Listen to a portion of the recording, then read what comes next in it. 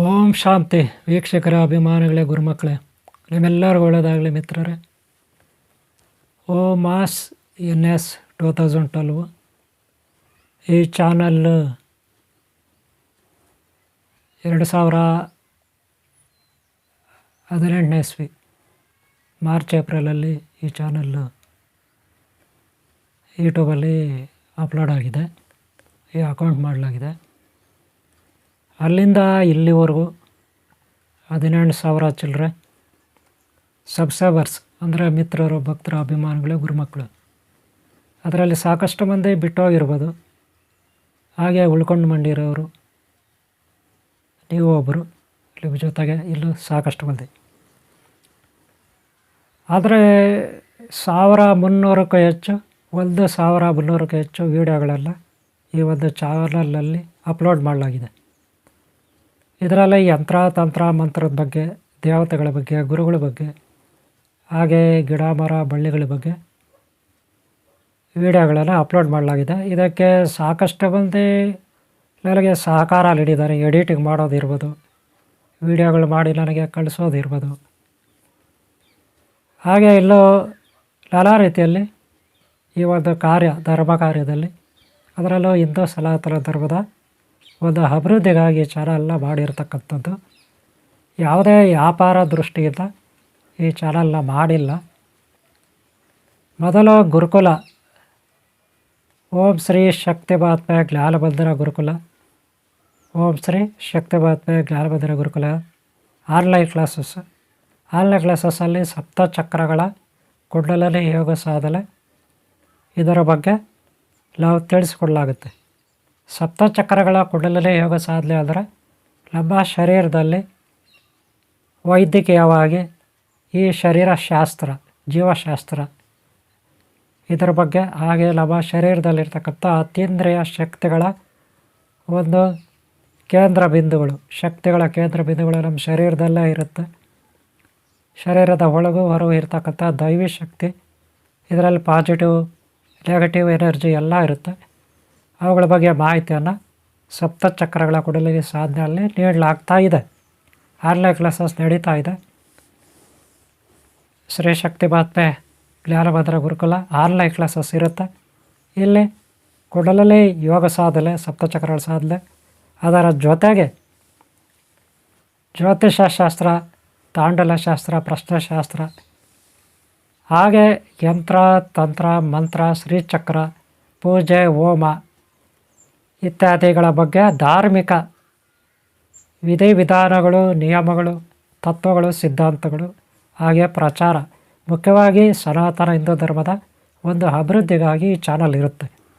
ಇಲ್ಲಿ ಯಾವುದೇ ವ್ಯಾಪಾರದ ದೃಷ್ಟಿ ಇರೋದಿಲ್ಲ. ಈಗಾಗಲೇ ಸಾಕಷ್ಟು ಮಂದಿ ನಿಮ್ಮಂಥವರು ಪ್ರೋತ್ಸಾಹ ಕೊಟ್ಟಿರೋದ್ರಿಂದ ಈ ಚಾನಲ್ ಇಲ್ಲಿವರೆಗೂ ಬಂದಿದೆ. ಹಾಗೆ ಇಷ್ಟು ವೀಡಿಯೋಗಳು ಅಪ್ಲೋಡ್ ಮಾಡಲಿಕ್ಕೆ ಕಾರಣ ಆಗಿದೆ.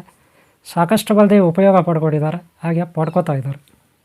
ಆದರೆ ಕೆಲವರು ಹೆಣ್ಮಕ್ಳು ಓದು ಬರಹ ಬರೋರು, ಬರದೇ ಇರೋರು, ಬಡವರು, ಶ್ರೀಮಂತರು, ಎಲ್ಲ ವರ್ಗದವರು, ಎಲ್ಲ ಧರ್ಮದವರು ನನ್ನಲ್ಲಿ ಕೆಲವರು ಕೇಳೋರು, ನೀವೇನೋ ವಿದ್ಯೆ ಕಲಿಸ್ತೀರಾ, ಆದರೆ ಆ ವಿದ್ಯೆ ಕಲ್ತ್ಕೊಳ್ಳಿಕ್ಕೆ ನಮಗೆ ಸಮಯನೂ ಇರೋದಿಲ್ಲ, ಟೈಮೂ ಇರೋದಿಲ್ಲ, ಕಲೀಲಿಕ್ಕೆ ಅಷ್ಟು ಆಸಕ್ತಿನೂ ನಮಗಿಲ್ಲ.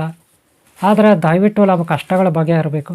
ಅದಕ್ಕಾಗಿ ಏನಾದರೂ ತಾಯ್ತಾಲೋ, ಪೂಜೆಲೋ, ಯಂತ್ರನೋ, ನಿಂಬೆಹಣ್ಣೋ, ಕುಂಬಳಕಾಯಿನೋ, ಏನೋ ಒಂದು ನೀವು ರುದ್ರಾಕ್ಷಿನೋ, ಕರಂಗಲಿ ಮಾಲೆನೋ ಅಥವಾ ಸ್ಫಟಿಕ ಮಾಲೆನೋ, ಏನೋ ಒಂದು ಯಂತ್ರ, ತಾಯ್ತ ಅಥವಾ ಭೂತಾಳಕಾಯಿನೋ, ಭೂತಾಳ ಚಕ್ಕೆನೋ ಏನೋ ಒಂದು ಕೊಡಿ, ಯಾವುದೋ ಒಂದು ಗಿಡಮೂಲಿಕೆ ಕೊಡಿ, ಯಾವುದೋ ಒಂದು ಬೇರೆ ಕೊಡಿ, ಒಟ್ಟಲ್ಲಿ ನಮ್ಮ ಕಷ್ಟ ಬರೆಯಬೇಕು.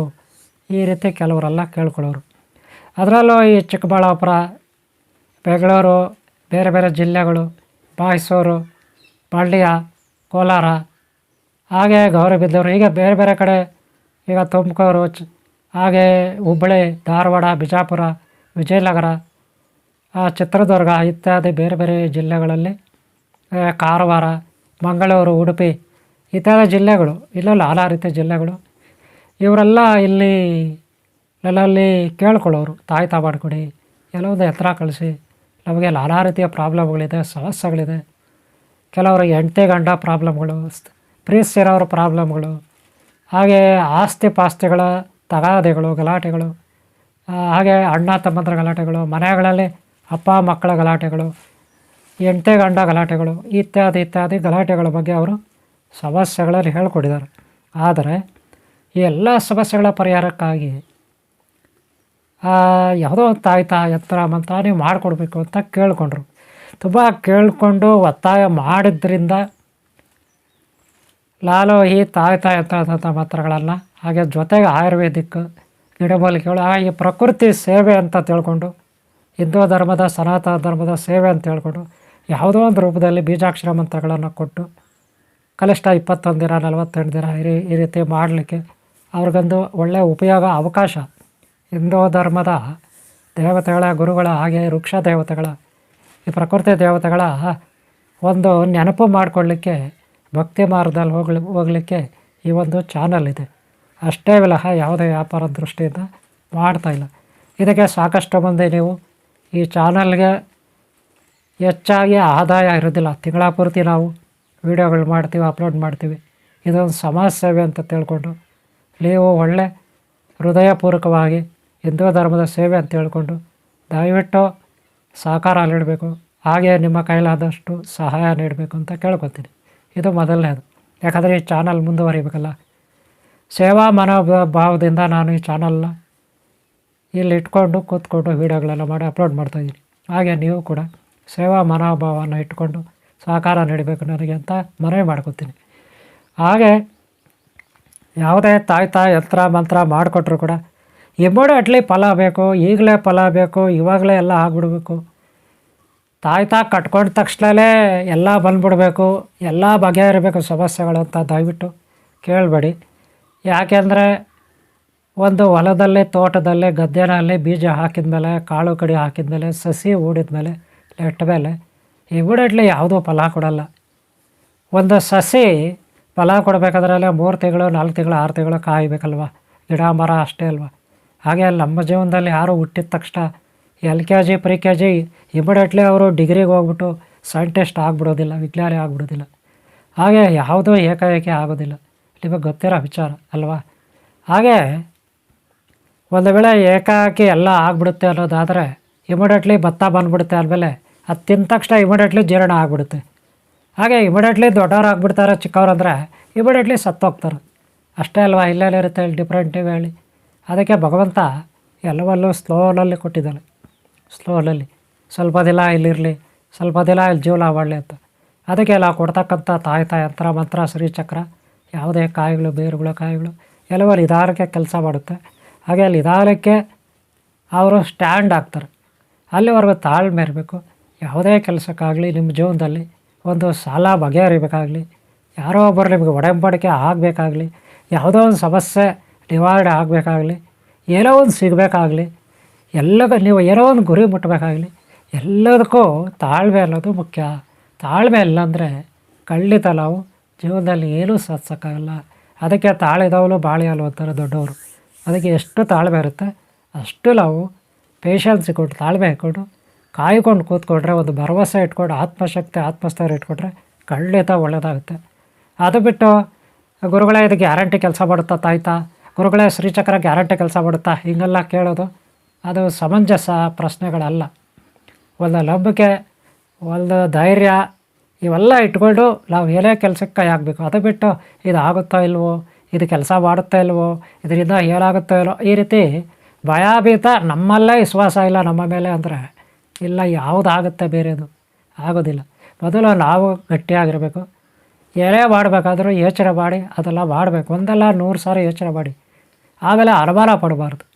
ಅನುಮಾನ ಪಟ್ಟರೆ ಗುರುಗಳ ಮೇಲೆ, ದೇವ್ರ ಮೇಲೆ, ಮಂತ್ರಶಕ್ತಿಗಳ ಮೇಲೆ ಖಂಡಿತ ಯಾವುದೇ ಕೆಲಸದ ಮೇಲೆ ಅದು ಫಲ ಕೊಡಲ್ಲ. ಅನುಮಾನ ಪಡದೆ ಅದು ಮಾಡಬೇಕಾ ಬೇಡ ಅಂತ 100 ಸಾರಿ ಯೋಚನೆ ಮಾಡಿ ಆಮೇಲೆ ಕೆಲಸಕ್ಕೆ ಕೈ ಹಾಕಿ, ಖಂಡಿತ ಒಳ್ಳೆಯದಾಗುತ್ತೆ. ಹಾಗೆ ನಿಮ್ಮ ಸಹಕಾರ ಸದಾ ಹೀಗೆ ಇರಲಿ. ಹಾಗೆ ಇಲ್ಲಿವರೆಗೂ ನೀವು ಈ ವಿಡಿಯೋಗಳಲ್ಲಿ ನೋಡ್ತಾ ಇದ್ದೀರಾ. ಹಾಗೆ ಲೈಕ್ಸ್ ಮಾಡಿ, ಸಬ್ಸ್ಕ್ರೈಬ್ ಆಗಿಲ್ಲಾರು ಹಾಕ್ಕೊಳ್ಳಿ. ಹಾಗೆ ಹಿಂದಿನ ಭಾಗ ನೋಡಿ, ಮುಂದಿನ ಭಾಗ ನೋಡಿ. ಆದರೆ ತಾಳ್ಮೆ ಇರಲಿ, ಖಂಡಿತ ನಿಮಗೆ ಎಲ್ಲ ಕೆಲಸಗಳಲ್ಲಿ ಒಳ್ಳೆಯದಾಗುತ್ತೆ. ಆದರೆ ಪ್ರತಿ ಕೆಲಸದಲ್ಲಿ ನಾವು ಸಕ್ಸಸ್ ಆಗಬೇಕಾದ್ರೆ ಹೇಳಿ ಮಾಡಬೇಕು ಅಂದರೆ ಅದಕ್ಕೆ ಒಂದು ಉಪಾಯ ಇದೆ. ನೀವು ತಾಯ್ತ ತಗೊಳ್ಳಿ, ಯಾವುದೇ ಕಾಯಿ ತಗೊಳ್ಳಿ, ಯಾವುದೇ ಬೇರೆ ತೊಗೊಳ್ಳಿ, ಯಾವುದೇ ಮೂಲಿಕೆ ತೊಗೊಳ್ಳಿ, ಯಾವುದೇ ಯಂತ್ರ ತಗೊಳ್ಳಿ, ಎಲೆ ಮಾಡಿ. ಆದರೆ ಬೆಳಗ್ಗೆ ಎದ್ದಾಗ ನೀವು ಬೆಳಗ್ಗೆ ಎದ್ದಾಗ ಆ ಕೆಟ್ಟವ್ರ ಮುಖ ನೋಡಬಾರ್ದು, ಕೆಟ್ಟವರು ಶಬ್ದಗಳನ್ನು ಕೇಳಬಾರ್ದು. ಹಾಗೆ ಮೊಬೈಲ್ಗಳಲ್ಲಿ ಕೆಟ್ಟದ್ದೆಲ್ಲ ನೋಡಬಾರ್ದು. ಮೊಬೈಲ್ಗಳಲ್ಲಿ ಕೆಟ್ಟದಲ್ಲಿ ನೋಡಬೇಕು. ನೀವು ಫಸ್ಟ್ ಆಲ್ ಮಾಡಿದ ತಕ್ಷಣವೇ ಎಲ್ಲೋ ಒಂದು ದೇವ್ರ ಫೋಟೋ ಇರಬೇಕು, ಎಲ್ಲೋ ಒಂದು ದೇವ್ರ ಫೋಟೋ ಇರಬೇಕು. ಆಮೇಲೆ ನೋಡಿದ್ರು ಎಲ್ಲೋ ಒಂದು ದೇವ್ರದ್ದು ಶಾಂತವಾಗಿರೋಂಥದ್ದು. ತುಂಬ ವೈಲೆನ್ಸಾಗಿ ಸೌಂಡುಗಳು, ಡಿ ಜೆ ಸೌಂಡುಗಳು, ಕೆಟ್ಟ ದೆವ್ವಗಳ್ದು, ಫೈಟಿಂಗ್ಗಳದ್ದು, ಆಕ್ಸಿಡೆಂಟ್ಗಳದ್ದು, ಆತ್ಮಹತ್ಯೆಗಳದ್ದು ಇವೆಲ್ಲ ಖಂಡಿತ ನೋಡಬೇಡಿ. ಅವು ನೋಡಿದ್ರೆ ಖಂಡಿತ ಹೇಳಿದ್ದೀನಿ ಯಾವ ಕಾರಣಕ್ಕೂ ನೀವು ಉದ್ಧಾರ ಆಗೋದು ಕಷ್ಟ ಇರುತ್ತೆ. ನೀವು ಎಲೆ ನೋಡಿದ್ರು ದೇವ್ರದ್ದು, ಒಳ್ಳೆ ಗುರುಗಳದ್ದು, ಅದು ಜೋರಾಗಿ ಸೌಂಡ್ ಇರಬಾರ್ದು, ಭಾಳ ಸೈಲೆನ್ಸ್ ಆಗಿರಬೇಕು, ಭಾಳ ಪ್ರಶಾಂತವಾಗಿರಬೇಕು. ವಿಚಿತ್ರವಾಗಿ ಮ್ಯೂಸಿಕ್ಗಳು ಇರೋ ಹಾಡುಗಳು ಇವೆಲ್ಲ ನೋಡಬಾರ್ದು. ವಿಚಿತ್ರ ಸಾಂಗ್ಗಳು ಅಂತಿರಲ್ಲ, ಹಾಡುಗಳು, ಮ್ಯೂಸಿಕ್ಗಳು ಅವೆಲ್ಲ ನೋಡಬಾರ್ದು. ವೈಲೆನ್ಸ್ ಎಲ್ಲ ನೋಡಬಾರ್ದು, ರಕ್ತಪಾತಗಳು ನೋಡಬಾರ್ದು, ದೆವ್ವ ಭೂತ ಪ್ರೇತ ಪಿಶಾಚಗಳು ನೋಡಬಾರ್ದು. ಯಾವುದೇ ಕಾರಣಕ್ಕೂ ಬೆಳಗ್ಗೆ ಇವು ನೋಡಬಾರ್ದು. ಹಾಗೆ ರಾತ್ರಿ 7 ಗಂಟೆ ಆದಮೇಲೆ ಅಥವಾ 5:15 ಆದಮೇಲೆ ಕೆಟ್ಟದ್ದು ಯಾವುದೂ ನೋಡಬಾರ್ದು. ಸಂಜೆ 5:15ಗೆ ಸೂರ್ಯನ ಬಗ್ಗೆ ಗೌರವ ಇರಬೇಕು, ಪ್ರಕೃತಿ ಬಗ್ಗೆ ಗೌರವ ಇರಬೇಕು. ಸೂರ್ಯ ಭಗವಾನ್ ನಮಸ್ಕಾರ ಮಾಡಬೇಕು. ಊದುಕಡ್ಡಿ ಹಚ್ಬೇಕು, ಮನೆಯಲ್ಲಿ ದೀಪ ಹಚ್ಬೇಕು 5:15 ಮೇಲೆ, ಸಂಜೆ 6 ಗಂಟೆ ಮೇಲೆ, ಗೊತ್ತಾಯ್ತಲ್ಲ. ಹಾಗೆ ಬೆಳಗ್ಗೆ ದೀಪ ಹಚ್ಚದೇ ಇದ್ರೂ ಪರವಾಗಿಲ್ಲ, ಬೆಳಗ್ಗೆ ಹೊತ್ತು ಊದುಕಡ್ಡಿ, ಒಳ್ಳೆ ಸುವಾಸನೆ ಇರೋ ಊದುಕಡ್ಡಿ ಮನೆಯಲ್ಲಿ, ಇಡೀ ಮನೆಯಲ್ಲಿ ಪ್ರಶಾಂತವಾಗಿ ಗಮಗಮ ಆಗಬೇಕು. ನೀವು 7 ಗಂಟೆ ಆಗಾದರೂ ಎಚ್ಚರಗೊಳ್ರಿ, 8 ಗಂಟೆ ಆಗಾದರೂ ಎಚ್ಚರಗೊಳ್ರಿ, 9 ಗಂಟೆ ಆಗಾದರೂ ಎಚ್ಚರಗೊಳ್ರಿ. ಎದ್ದ ಮೇಲೆ ಹಾಸಿಗೆ ಮೇಲೆ ಕೂತ್ಕೊಂಡೆ ಒಂದು 5-10 ನಿಮಿಷ ಕಣ್ಣು ಮುಚ್ಕೊಂಡು ಧ್ಯಾನ ಮಾಡಬೇಕು. 5-10 ನಿಮಿಷ ಹಾಸಿಗೆ ಮೇಲೇ ಧ್ಯಾನ ಮಾಡಿ. ಆಮೇಲೆ ಗುಡಿನಲ್ಲಿ ಹೋಗಿ ದೇವರ ಫೋಟೋಗಳು ನೋಡಿ, ಇಲ್ಲ ಮೊಬೈಲಲ್ಲಿ ಫೋಟೋಗಳೆಲ್ಲ ದೇವ್ರ ಫೋಟೋಗಳೆಲ್ಲ ನೋಡಿ. ಹಾಗೆ ಹೊರಗಡೆ ಹೋಗಿ ಸೂರ್ಯ ನಮಸ್ಕಾರ ಮಾಡಿ. ಆಮೇಲೆ ಪೇಸ್ಟ್ ಮಾಡಿ, ಮುಖ ಫ್ರೆಶ್ ಆಗಿ, ಆಮೇಲೆ ತಿಂಡಿ ಮಾಡಿ, ಆಮೇಲೆ ಟೀ ಕಾಫಿ ಕುಡೀರಿ. ಫಸ್ಟೇ ಟೀ ಕಾಫಿ ಕುಡಿಬಾರ್ದು. ಆಮೇಲೆ ನಿಮ್ಮ ಡ್ಯೂಟಿಗೆ ಹೋಗಿ ಹೋಗೋವಾಗ ಪ್ರಶಾಂತವಾಗಿ ಹೋಗಿ, ಯಾರ ಮೇಲೆ ಜಗಳ ಬೇಡ. ಹೋಗೋವಾಗ ಮನೆಯಿಂದ ಪ್ರಾರ್ಥನೆ ಮಾಡಿ. ಕೆಲವು ಪ್ರಾರ್ಥನೆಗಳೆಲ್ಲ ಇರುತ್ತೆ. ಬೆಳಗ್ಗೆ ಎದ್ದ ಮೇಲೆ ಮನೆಯಿಂದ ಹೊರಗೆ ಹೋಗಿ ಹೇಗೆ ಪ್ರಾರ್ಥನೆ ಮಾಡಿ, ಇದೆಲ್ಲ ನಾನು ಈಗಾಗಲೇ ವೀಡಿಯೋಗಳಲ್ಲಿ ಅಪ್ಲೋಡ್ ಮಾಡ್ತೀನಿ, ಹಿಂದಿನ ವೀಡಿಯೋಗಳು ನೋಡಿ. ಖಂಡಿತ ನಿಮಗೆ ಇವೆಲ್ಲ ಸಂಸ್ಕಾರ ಬೆಳೆಸ್ಕೊಳ್ಳಿ. ಇವುಗಳು ಪ್ರಶಾಂತವಾಗಲಿ ಇದ್ದರೆ ನೀವು ಮಾಡೋ ಕೆಲಸಗಳು ಪ್ರಶಾಂತವಾಗಿ ಭಾಳ ಸಣ್ಣ ಇರ್ತವೆ. ಬೆಳಗ್ಗೆ ಎದ್ದ ತಕ್ಷಣ ಅದೇನು ತುಂಬ ಕಷ್ಟ ಇರೋಲ್ಲ. ಅವು ಮಾಡ್ಕೊಬಿಟ್ರೆ ಅವತ್ತಿನ ದಿನ ಎಲ್ಲ ನಿಮಗೆ ಒಳ್ಳೆಯದಾಗುತ್ತೆ. ಹಾಗೆ ಪ್ರತಿದಿನ ಮಾಡಿಕೊಟ್ರೆ 350-60 ದಿನ ನಿಮ್ಗೆ ಒಳ್ಳೆಯದಾಗುತ್ತೆ. ಆಗ ವರ್ಷ ಪೂರ್ತಿ ನಿಮ್ಗೆ ಒಳ್ಳೆಯದಾಗುತ್ತೆ. ಅಲ್ಲದೆ ನೀವು ಅಭಿವೃದ್ಧಿ ಹಾಗೇ ಆಗ್ತೀರ ಅಲ್ವಾ. ಯೋಚನೆ ಮಾಡಿದ್ರೆ ತಿಂಗಳು ನಿಮ್ಮ ಅಕೌಂಟಲ್ಲಿ ಹಣ ಬಿದ್ದರೆ ನೀವು ಅಭಿವೃದ್ಧಿ ಆಗ್ತಾಯಿದ್ರೆ, ತಿಂಗಳು ಪ್ರತಿದಿನ ಅಭಿವೃದ್ಧಿ ಆಗ್ತಾಯಿದ್ರೆ ಅಲ್ಲಿಗೆ ಯಾಕೆ ಅಲ್ಲಿ ವರ್ಷಕ್ಕೆ ಅಭಿವೃದ್ಧಿ ಆಗೋಲ್ಲ? ಯೋಚನೆ ಮಾಡಿ. ಅದಕ್ಕಿರೋದು ಇಷ್ಟೇ ಲಾಜಿಕ್. ಬೆಳಗ್ಗೆ ಎದ್ದ ತಕ್ಷಣ ಪ್ರಶಾಂತತೆ, ಕೆಲವು ಸಂಸ್ಕಾರಗಳನ್ನು ಅಳವಡಿಸ್ಕೋಬೇಕು, ಸಂಸ್ಕೃತಿಯಲ್ಲಿ ಅಳವಡಿಸ್ಕೋಬೇಕು. ಹಾಗೆ ಸಂಜೆ ಮಧ್ಯಾಹ್ನ ನಿಮ್ಗೆ ಯಾವಾಗ ಫ್ರೀ ಸಿಗುತ್ತೆ ಅವಾಗ ಯಾವುದೋ ಒಂದು ದೇವರು, ಯಾವುದೋ ಒಂದು ಗುರುಗಳು ಅವರ ಧ್ಯಾನ ಮಾಡಬೇಕು. ಒಂದು 5 ನಿಮಿಷ, 2 ನಿಮಿಷ. ಬಸ್ನಲ್ಲಿ ಹೋಗೋವಾಗ, ಗಾಡಿಯಲ್ಲಿ ಆರಾಮಾಗಿ ಧ್ಯಾನ ಮಾಡ್ಕೊಂಡು ಹೋಗೋವಾಗ, ಕಾರಲ್ಲಿ ಬಸ್ಸಲ್ಲಿ ಇರೋವಾಗ, 2 ವೀಲರಲ್ಲಿ ಆಗೋಲ್ಲ. ಈ ರೀತಿ ನೀವು ಮಾಡಿದ್ರೆ ಖಂಡಿತ ನಿಮ್ಗೆ ಒಳ್ಳೆಯದಾಗುತ್ತೆ. ಅಕಸ್ಮಾತ್ ಧ್ಯಾನ ಮಾಡೋದು ಹೇಗೆ, ಜಪ ಮಾಡೋದು ಹೇಗೆ ಇದೆಲ್ಲ ಗೊತ್ತಿಲ್ಲ ಅಂದರೆ ಇಲ್ಲಿ ಆನ್ಲೈನ್ ಕ್ಲಾಸಸ್ ಇರುತ್ತೆ, ಸೇರಿಕೊಳ್ಳಿ. ನನ್ನ ನಂಬರ್ ಇರುತ್ತೆ, ತಗೊಳ್ಳಿ. ವಾಟ್ಸಪ್ಪಲ್ಲಿ ಕಲೆಕ್ಟ್ ಆಗಿ. ಅಥವಾ ಅಲ್ಲಿ ಹತ್ತಿರದ ದೇವಸ್ಥಾನಗಳು, ಗುಡಿಗಳು, ಮಠಗಳು, ಗುರುಗಳು ಇರ್ತಾರೆ, ಅವ್ರ ಹತ್ರ ಹೇಳಿಸ್ಕೊಳ್ಳಿ, ಕಲ್ಕೊಳ್ಳಿ. ಇದರಿಂದ ಖಂಡಿತ ಉದ್ಧಾರ ಆಗ್ತೀರ. ಅಷ್ಟೇ ಹೊರತು ಆಮೇಲೆ ಏನೂ ಮಾಡಲ್ಲ, ನನಗೆ ಫ್ರೀ ಇಲ್ಲ, ನನಗೆ ಆ ಕೆಲಸ ಇದೆ, ಈ ಕೆಲಸ ಇದೆ, ನಾನು ಬ್ಯುಸಿಯಲ್ಲಿದ್ದೀನಿ ಅಂದ್ಬಿಟ್ಟು ದೇವ್ರ ಧ್ಯಾನಲೇ ಮಾಡಲ್ಲ, ಗುರುಗಳ ಬಗ್ಗೆಲ್ಲ ಗಮನ ಕೊಡಲ್ಲ, ದೇವ್ರ ಬಗ್ಗೆಲೂ ಗಮನ ಕೊಡಲ್ಲ, ದಾನ ಧರ್ಮನೂ ಮಾಡಲ್ಲ ಅಂದರೆ ಎಲ್ಲಿಂದ ಬರುತ್ತೆ ಒಳ್ಳೆಯದು? ನೀವೇಳಿ. ಸ್ವರ್ಗ ಬಂದ್ಬಿಡುತ್ತಾ? ಸ್ವರ್ಗದಲ್ಲಿ ಸೀಟ್ ಸಿಗ್ಬಿಡುತ್ತಾ? ಕೈಲಾಸ ವೈಕುಂಠ ಸ್ವರ್ಗ ಸಿಕ್ಬಿಡುತ್ತಾ? ನೀವೇಳಿ. ಖಂಡಿತ ಸಿಗಲ್ಲ. ಅದೇ ಎಲ್ಲ ಕಳ್ಕೊಬಿಟ್ಟು ದಾರಿದ್ರ ಒಕ್ಕರ್ಸ್ಕೊಂಡ್ಮೇಲೆ, ರೋಗಗಳು ಒಕ್ಕರ್ಸ್ಕೊಂಡ್ಮೇಲೆ, ಆಕ್ಸಿಡೆಂಟ್ಗಳು ಆದಮೇಲೆ, ಎಲ್ಲ ಕಳ್ಕೊಂಡ್ಮೇಲೆ ಅವಾಗ ಗುರುಗಳೇ ದೇವರೇ ಅಂದರೆ ಎಲ್ಲಿಂದ ಆಗುತ್ತೆ ಹೇಳಿ ಅಲ್ವಾ? ಈಗ ಎಷ್ಟೋ ಜನ ಮಾಡ್ತಾರೆ.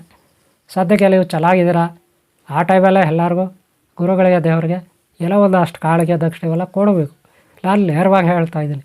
ದಾನ ಧರ್ಮ ಮಾಡಿದ್ರಲ್ಲೇ ಒಳ್ಳೇದಾಗೋದು, ಗುರುಗಳು ದೇವ್ರ ಬಗ್ಗೆ ನೋಡಿದ್ರಲ್ಲೇ ಒಳ್ಳೇದಾಗೋದು. ಅದರಲ್ಲೂ ಧರ್ಮ ರಕ್ಷಣೆ ಮಾಡಬೇಕು. ಆ ಧರ್ಮ ನಿಮ್ಮನ್ನು ರಕ್ಷಣೆ ಮಾಡುತ್ತೆ ಅಲ್ವಾ? ಇದು ಯಾವುದೋ ಅಲ್ಲಿ ಮಾಡಲ್ಲ, ಎಲ್ಲ ಬಿಟ್ಟಿಯಾಗಿ ಬರಬೇಕಂದ್ರೆ ಎಲ್ಲಿಂದ ಬರುತ್ತೆ ಹೇಳಿ? ಬರಲ್ಲ. ಅದಕ್ಕೆ ನಿಮ್ಮ ಬುದ್ಧಿಯಲ್ಲಿ ಹೋಗಿರಲಿ. ಹಾಗೆ ಇದೆಲ್ಲ ಎಲ್ಲರಿಗೂ ಹೇಳಿ, ನೀವು ಹೇಳಿ ಎಲ್ಲರಿಗೂ ಇದೆಲ್ಲ ಉಪದೇಶ ಕೊಡಿ. ಸಾಧ್ಯವಾದರೆ ವಿಡಿಯೋ ಶೇರ್ ಮಾಡಿ. ಅದೇ ನಿಮ್ಮ ಧರ್ಮ ಕಾರ್ಯ ಆಗುತ್ತೆ. ಓಕೆಲ್ಲ? ಇಷ್ಟು ಹೇಳ್ತಾ ವಿಡಿಯೋ ಮುಗಿಸ್ತಾ ಇದ್ದೀನಿ. ಎಲ್ಲರಿಗೂ ಒಳ್ಳೆಯದಾಗಲಿ. ಓಂ ಶಾಂತಿ, ಓಂ ಶಾಂತಿ. ಓಂ ಶಾಂತಿ. ಈ ವಿಡಿಯೋ ಎಷ್ಟಾದರೂ ಲೈಕ್ ಮಾಡಿ, ಹಾಗೆ ಎದ್ದಿಲ್ಲ ಭಾಗ ನೋಡಿ, ಹಾಗೆ ಬಂದಿಲ್ಲ ಭಾಗ ನೋಡಿ. ಓಕೆ, ನೀವು ಒಳ್ಳೆಯದಾಗಲಿ. ಓಂ ಶಾಂತಿ, ಓಂ ಶಾಂತಿ, ಓಂ ಶಾಂತಿ.